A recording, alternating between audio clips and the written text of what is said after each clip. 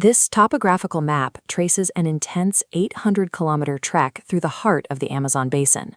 But right in the middle, the route hits a severe bottleneck, a highly elevated 64-kilometer mountain stretch known as the Kanukus. When the monsoon season hits, this specific terrain turns into a hydrological nightmare. As heavy rain strikes the peaks, millions of gallons of water funnel directly into these narrow valleys, triggering massive, sudden surges in the water level. The immediate here is a flash flood that can materialize overnight. A calm riverbank will become a churning wall of muddy water in minutes, easily sweeping away base camps and essential gear before you even wake up. As the water rises, it forces the jungle's most dangerous residents out of hiding. You quickly find yourself sharing shrinking patches of dry ground with highly venomous neurotoxic coral snakes and defensive Goliath bird-eater spiders kicking irritating hairs into the air. Pushing through a flooded, venom-filled landscape like this means abandoning brute force exploration tactics. Getting out alive requires deep-level adaptation to the environment. The first major biological challenge you hit during a monsoon is a severe caloric deficit. The sheer volume of fast-moving, muddy water makes traditional river fishing completely impossible, cutting off your primary protein source. To survive the highlands, you have to pivot to emergency dietary workarounds. During the wet season, the jungle produces large numbers of massive, protein-dense saturnid caterpillars, which become a vital, if unappetizing, lifeline.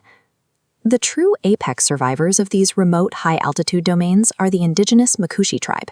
They thrive in these isolated peaks by mastering extreme seasonal shifts. Rather than chasing prey through the flooded brush, the Makushi build elevated wooden platforms high above hidden animal trails. From these concealed vantage points, they can quietly ambush fast-moving rodents and deer that pass below. Survival intelligence in the Kanukus means knowing exactly when to look for unconventional food sources and recognizing that when the ground becomes entirely unviable, you have to utilize vertical space. Eventually, the flooded shorelines become too deep to navigate on foot. Walking further is a physical impossibility, meaning securing some form of watercraft is absolutely critical to keep moving forward. Finding an abandoned dugout canoe presents a serious engineering problem. You must figure out how to make a decayed, splitting wooden vessel actually hold water. The solution lies in the balata tree. Gash the bark and it bleeds a thick, sticky sap that functions identically to a natural liquid rubber. By mixing this rapidly curing sap with fibrous tree bark, you can patch large holes in the hull. As soon as those fibers hit the river, they swell with water, expanding inside the cracks and creating a tight seal. With a working boat, you can also utilize the river's current. The Makushi build funnel traps in fast-moving creeks to catch stunned catfish, though you occasionally pull up a highly dangerous 650-volt electric eel in the process. The rainforest provides its own heavy-duty industrial repair kits and energy sources.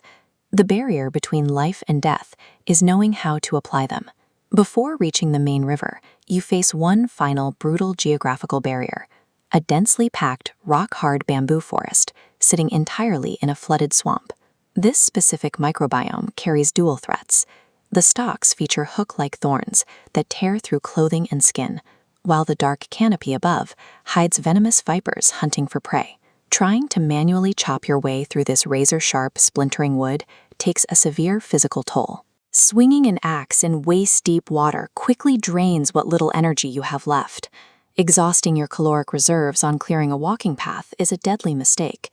Instead, make a tactical pivot and harvest the barrier itself. Because these bamboo columns are entirely hollow, they are highly buoyant. By tapping them down and lashing them together with thick vines, you can assemble a makeshift raft capable of floating over the deepest sections of the flooded creek. The very obstacle blocking your path must be reverse-engineered to become the vehicle for your escape. Drifting out of that claustrophobic bamboo swamp, the landscape finally opens up into the massive, fast-flowing expanse of the Rupununi River. Reaching this main waterway marks the end of the grueling 64-kilometer mountain bottleneck, opening a clear path northward toward the coast. The swelling water currents that threatened to destroy base camps earlier in the journey now become an exhausted traveler's greatest asset, providing miles of passive transportation. Surviving the Amazon is never an act of physical dominance. It is an exercise in humility. learning to trust indigenous wisdom and bending yourself to the violent, unstoppable rhythms of nature.